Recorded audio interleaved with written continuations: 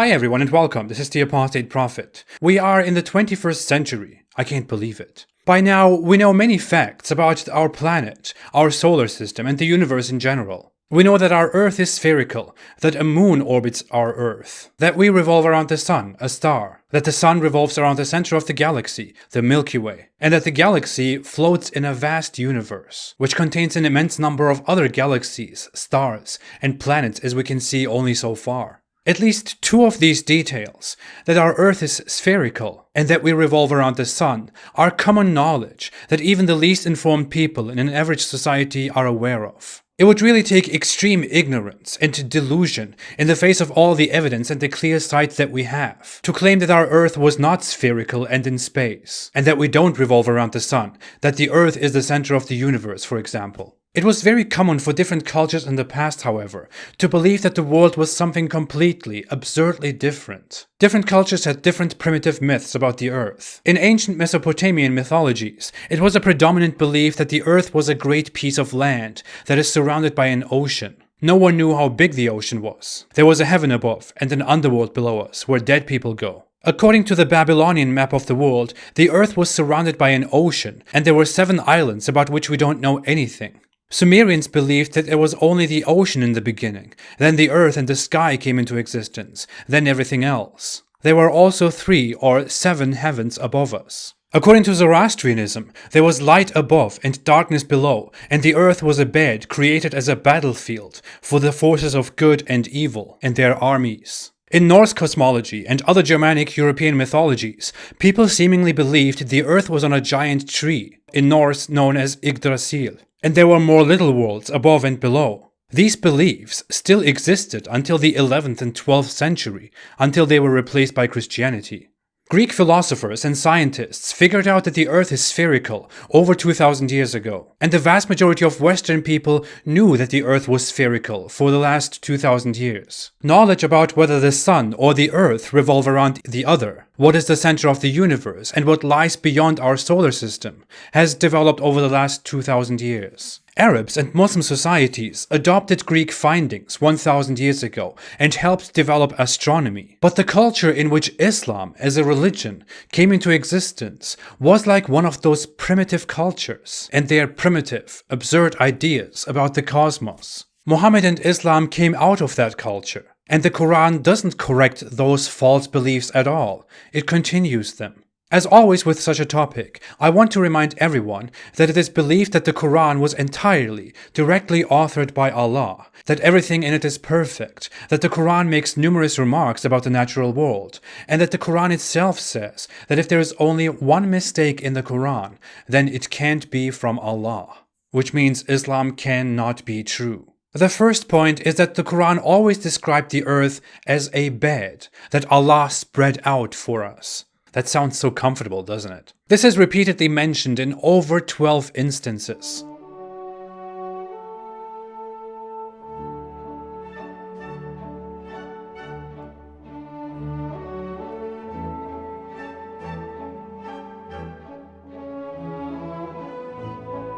Now, Muslim apologists want to make excuses and explain that this merely means that the earth was spread out for us so we can walk on it. So it is plain to us to walk on and build on. It doesn't refer to the shape of the earth. But that doesn't make any sense. There is absolutely no point in saying that Allah spread the earth and made it a bed when talking about this.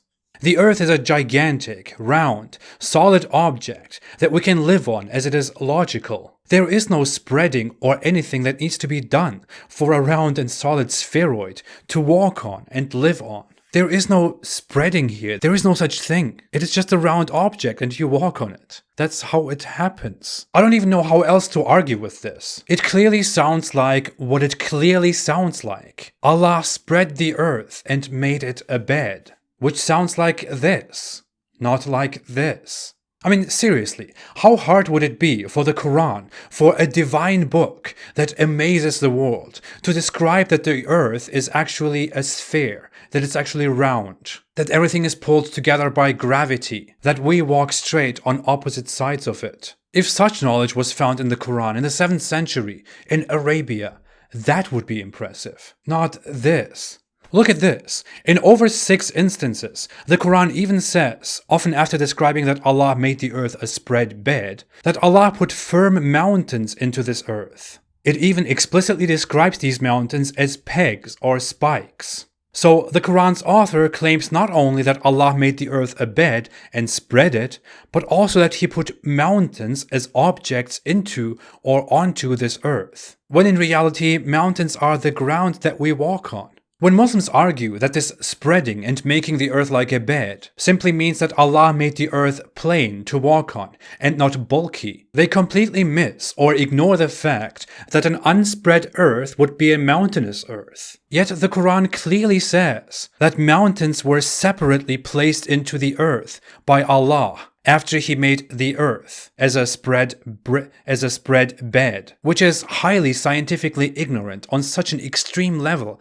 I can't believe we're talking about this. Moreover, the Quran doesn't just stop at saying that the earth was made as a comfy bed by Allah, the best of housekeepers, the most bright God. It also says that the heavens were created during this creation by the helpful Allah.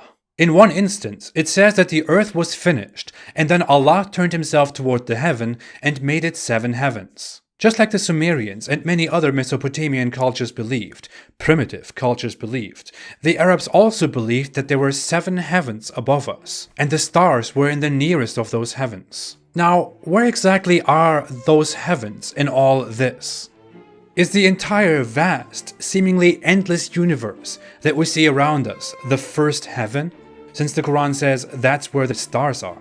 It's funny, according to the Quran, Allah actually created the heavens in only 2 days, while creating the earth and everything in it in 4 days. Why are we given a number of days anyway? And why and how did Allah create this endless, vast universe in 2 days, but this tiny, insignificant planet in 4 days?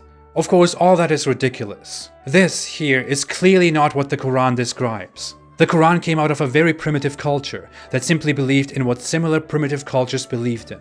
The Quran doesn't describe our spherical earth and the vast universe, of which Muhammad and his followers were completely unaware of. Otherwise, they would have mentioned outer space, the vast universe, galaxies, stars, other planets, or just simply our solar system and how it is arranged. Why does the Holy Quran, which is supposed to be completely accurate and a miracle, never explicitly talk about the shape of the Earth, the solar system, other solar systems, other planets? Why is there no information about the galaxy and other galaxies? Why doesn't it talk about the vast universe? Of course, a Muslim apologist would come by and say, well, just because the Quran is silent about these, it doesn't mean it's wrong and ignorant. Yeah, Muslims can tell that to themselves. It's strange, however, that the Quran can never stop talking about the moon and the sun and how they chase each other, and the stars above that could possibly fall down on us, and the sky which Allah is holding up, and the night and the day and how Allah has arranged everything.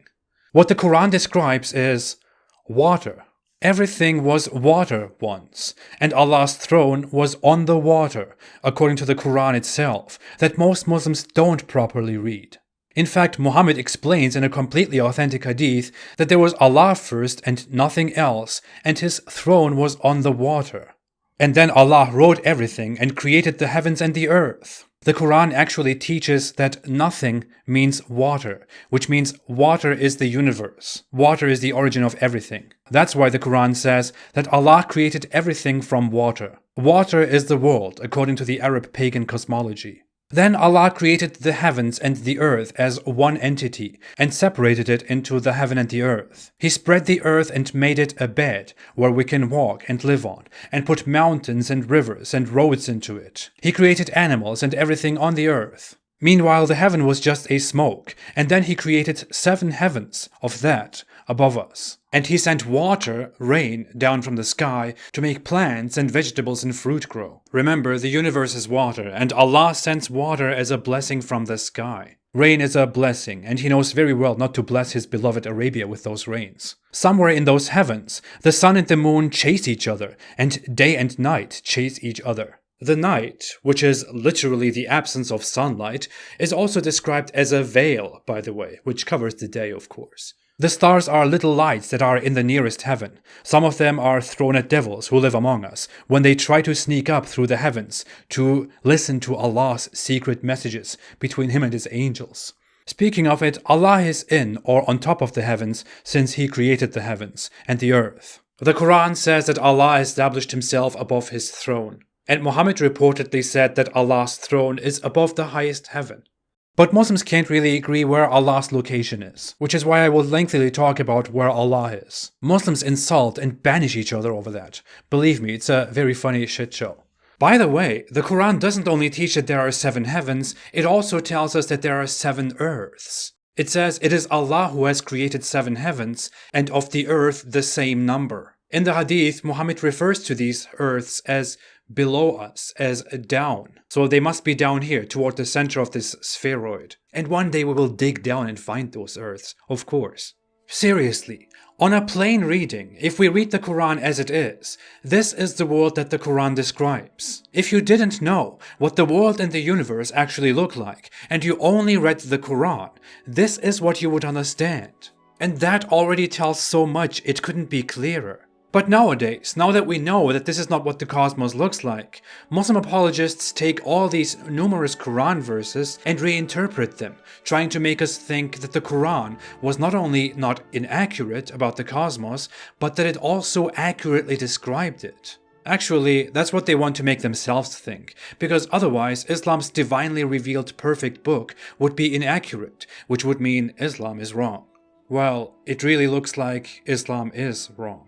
It is very clear that Islam describes such a primitive world, and the mere fact that Muslims so brutally try to reinterpret and explain all these numerous verses simply shows how ignorant Islam actually is, and how people only started believing in it because it was so violently spread to them. And the cultures that adopted Islam merely shaped and changed Islam with time according to everything they learned. When they learned something new, they simply reinterpreted what Islam says, because they couldn't abandon it or change it. When 1000 years ago, Arabs took astronomy from the places they conquered and studied and helped develop it, they reshaped Islamic beliefs, and Islamic scholars lengthily discussed the shape of the world.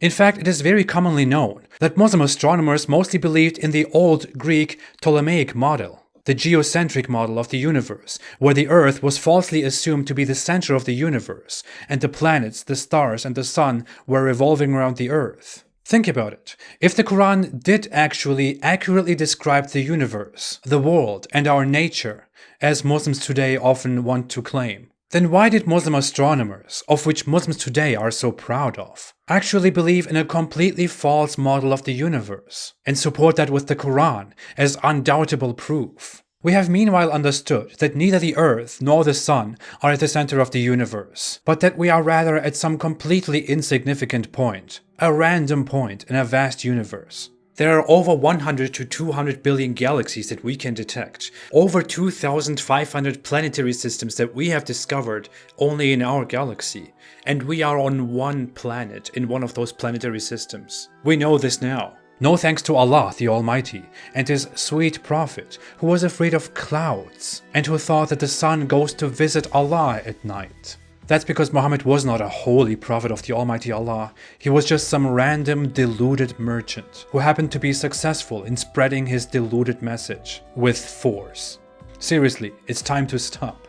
Thanks for watching. If you like this video, don't forget to like, to subscribe, and to share it with all your family and friends to watch it at home while the coronavirus is going around. I know I'm very insensitive, but if you want to support me and my cause against a different virus, you can support me on Patreon or on apostateprophet.com. I appreciate your support very much. I will be back. Have a great day and stay away from Islam.